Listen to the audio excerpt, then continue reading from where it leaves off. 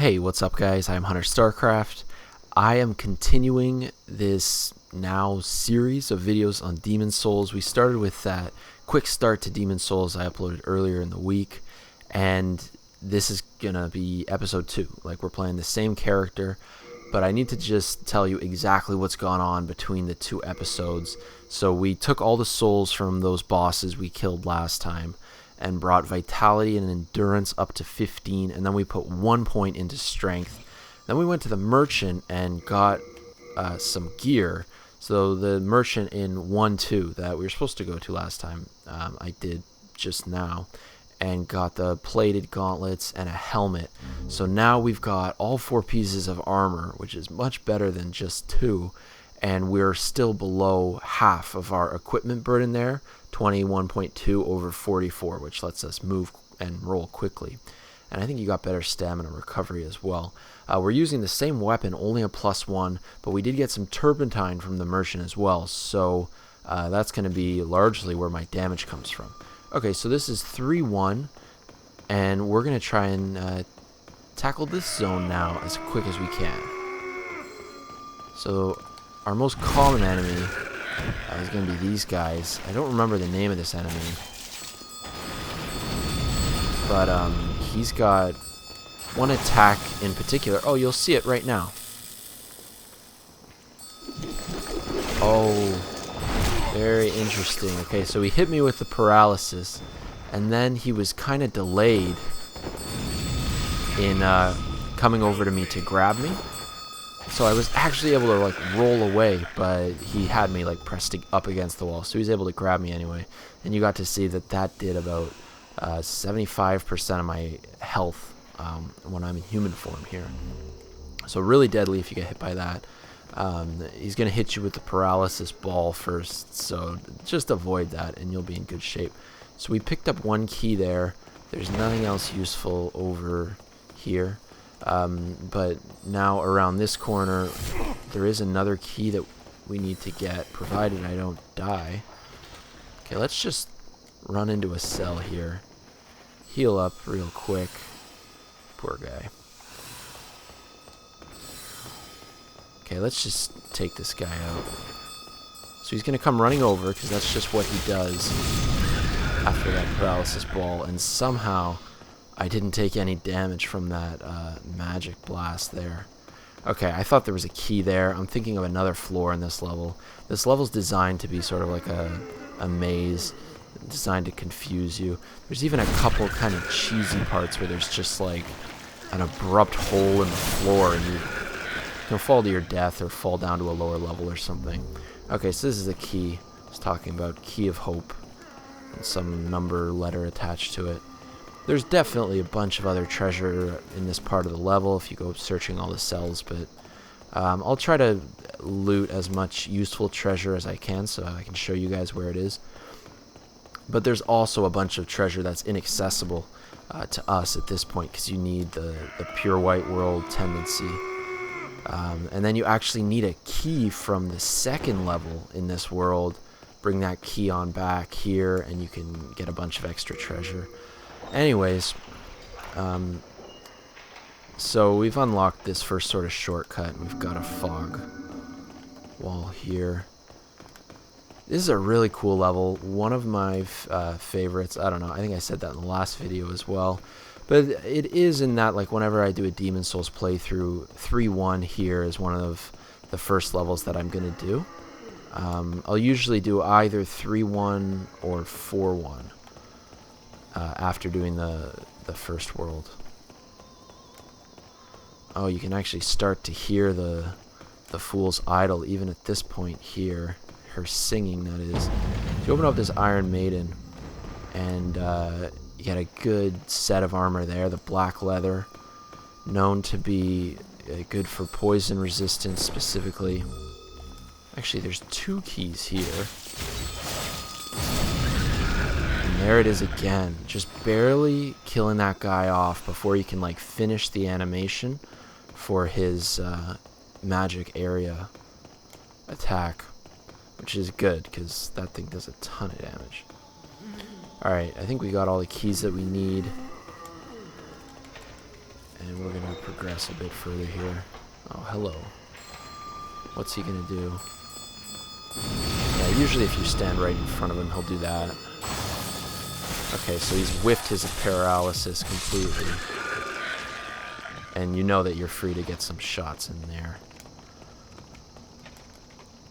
So I guess that's the 2 keys. And there's actually a merchant over here. In this cell, so she was part of royalty. Oh, I almost got smoked by that thing.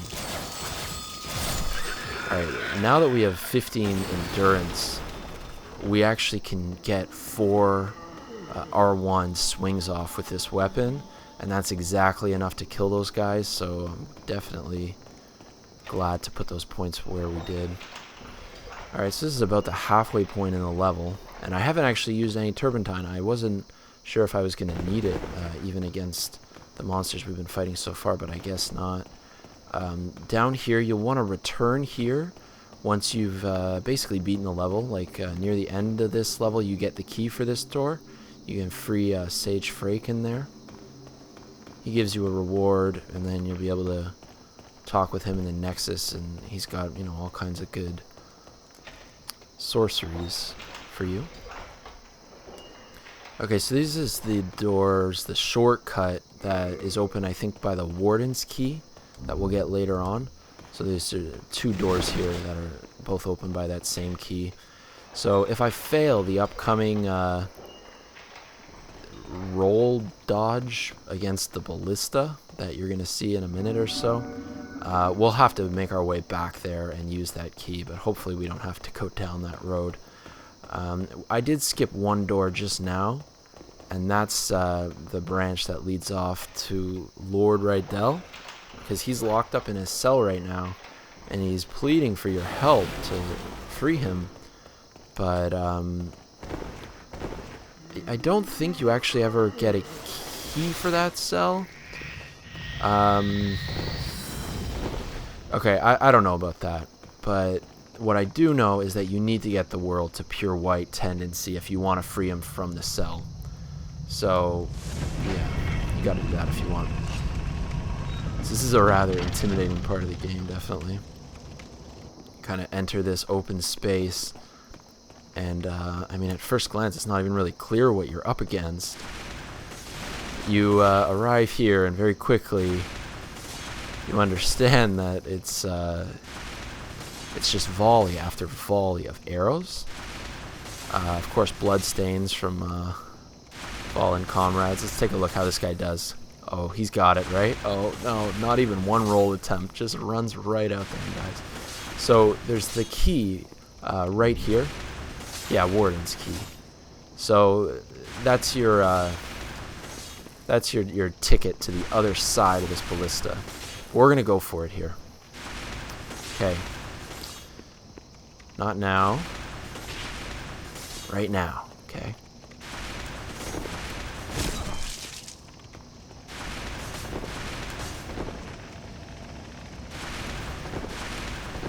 Nice. We made it. Alright, I'm really happy about that, because I mean, it's easy enough to mess up, but it saves us a lot of time. Okay, I get disoriented here a lot, but I can look off to the distance there and see that there's treasure up high on the right. So that means I want to go through this right doorway and not to the left. Alright, I'm happy because this run's going smoothly. I didn't want to die there and then start at the beginning of the level and have to sort of retrace our steps. So we're in pretty good shape here. Just a couple more things we have to take care of. There is a black phantom fight coming up, and I don't know if I want to, you know, really even take her on. It just kind of adds risk to this video. I don't know. We'll see in a moment here. But first, you got to unlock the I don't know. Is it a church? That she's yeah, it's a church. It's full of church pews, so must be. So this is the key, special key to free Sage Frake.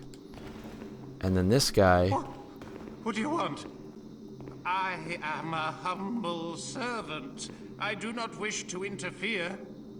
I won't cause you trouble. I won't. So that's the boss chamber down below.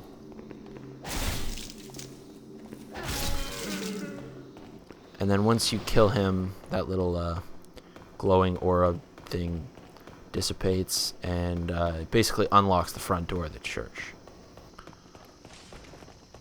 Let's just finish this off here. We could go back the same way we came, but I mean, we gotta do it this way. So, Widow's Lotus, I think that's cure for plague? Let's double check. Yes, plague. Okay, and we're actually getting shot at, but we can't see who's shooting us until you drop down. And then there, the phantom appears. So if we take a look at this phantom... Oh, I was thinking this was actually a different phantom, the one similar to Man-Eater Mildred from Dark Souls, but I guess I'm just thinking of something else, the one in the fifth world in the swamp. Anyways, so what weapon is she using? Is that the baby's nail? I believe it's the baby's nail. It's the same weapon that you're gonna get in the boss chamber if you explore after the boss fight. I guess you could pick it up during the boss fight too, doesn't really matter. Alright, so this is really quite sloppy here so far. So what we're gonna do is put her back on the ground again. Let's just take a little bit of space and heal. Okay, and then I need to put on some turpentine because we're just not dealing enough damage here. Okay, she's got her crossbow out once again. Switch back to the sword. So we've got some good burn damage going on. She only's got like 20% health left, and she's actually bleeding right now as well. You can hear the blood pumping, and there's an animation where she's losing her like red phantom blood, you know, equivalent that you can see there. Oh, okay, with that backstab, she's gonna go down. She could bleed out in a second, but we'll just finish her off. So yeah, I guess it's worth noting, bleed is completely different in Demon Souls than Dark Souls. When you inflict bleed in Demon Souls, it's similar to like a poison effect over a very long period of time, draining life slowly, whereas Dark Souls, once the bleed bar fills up, it tears like a chunk of your life away, like a quarter of your life, a third of your life, a big chunk. So it operates quite differently. So the first red phantom that you kill in any Demon Souls game is going to give you the black eye stone, so you can do some invasions, and then you can see what else we got there as well. And we're ready to do the boss. So I guess we'll enter the fog before applying the turpentine. Got a bit of a boss sequence here.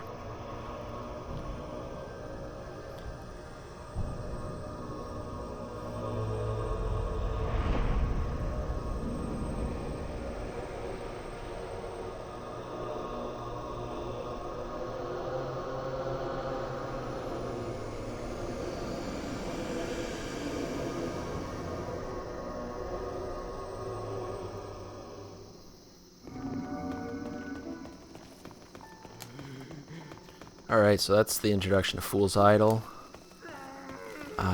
If you stand just on the other side of the pillar, have a safe spot to put the turpentine on. And you can see she actually does take quite a bit of damage to fire there. She kind of just disappeared. Usually there's like some kind of animation. Yeah, you can get paralyzed, and this is a great spot for me to die, definitely. So you need to quickly identify which one's the real one, and I can tell because the real one's got a nice big magic missile, so it's the one back here. Someone actually pointed that out the last time I did this zone. Someone mentioned it in the comments. Really appreciate those instructive, meaningful comments. And there's a lot of them. I get a lot of them, so I'm lucky. Alright, I'm getting stuck with that pew there. I couldn't... I don't know. I guess I thought you could destroy the pew. I'm very close to death now. We kind of... Oh, we're standing right next to the real Fool's Idol.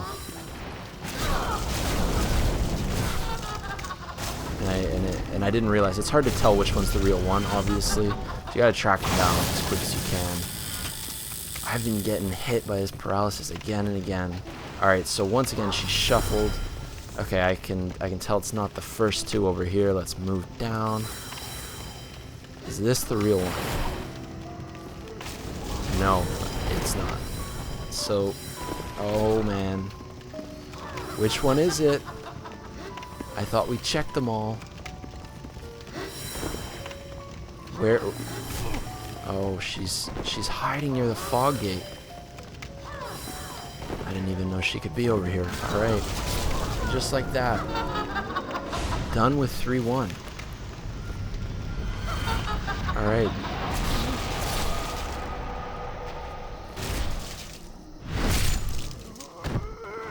Nice. The only other thing you want to pick up in this room is if you like hang onto the wall really close here. Don't get too close to that table because it'll start the animation. You can grab that baby's nail. So that was the same item that was being used against us by that black phantom. And yeah, you can see there under special effects, the red one is bleed, the purple is poison, and then that turquoise one is plague.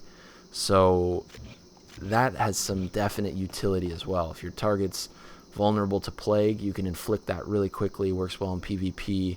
And oh man, plague eats away your health so fast, so it can be a really effective tool. Now this part is really similar to what happens at the top of Sen's Fortress. Yeah, very similar sequence. So let's just take a look.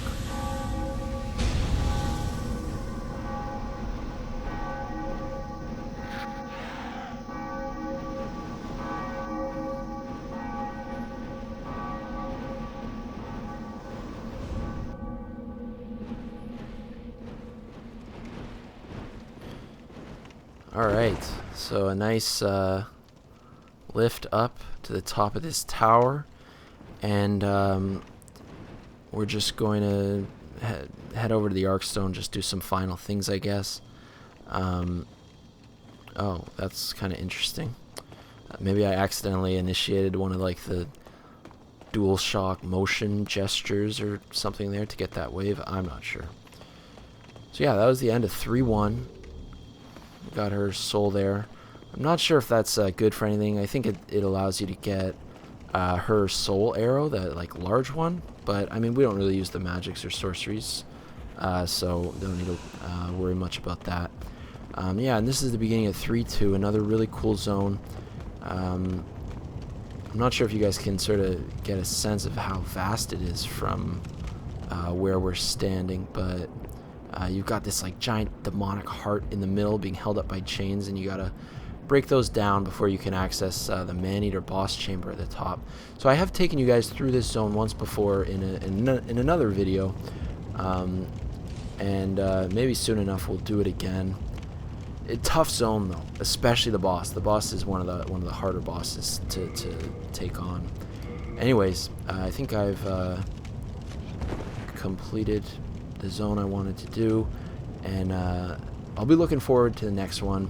So I'm expecting over the next like week or 10 days to really try and do a bunch of videos, and I'm just excited to share them with you guys. So with that, thanks for watching. I'm Hunter SC. See you next time, guys. Peace out.